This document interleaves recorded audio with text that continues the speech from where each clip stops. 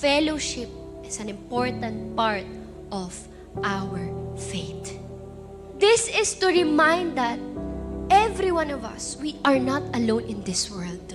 Mahalaga yun nasa kanan mo, mahalaga din yun nasa kaliwa mo.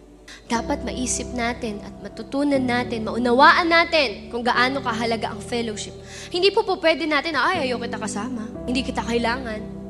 Hindi ako makikipagkaibigan sa kahit kanino. Nakaya ko ngayon na mag-isa ako. No! Kasi darating at darating yung pagkakataon, you need someone. You will long for someone to listen to you, to be with you. And without fellowship, you can go far, but you cannot go further.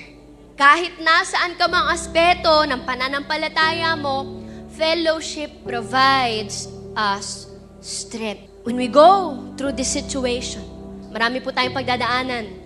Marami po tayong magiging struggles. Maybe may mga struggle tayo sa pamilya, anak, failure in life, loss of loved ones, down moments ng buhay natin. Pero dito po natin makikita that the more we spend time together, the more we fellowship together, it can lift up our faith and spirit. May mga times na minsan ayaw na natin, but you know what, believe it or not, nandun ka lang, makita ka lang nila na nandun, malaking encouragement na yun sa kanila.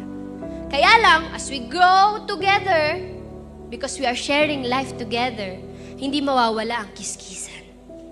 Tampuhan, kaalitan, part po yan.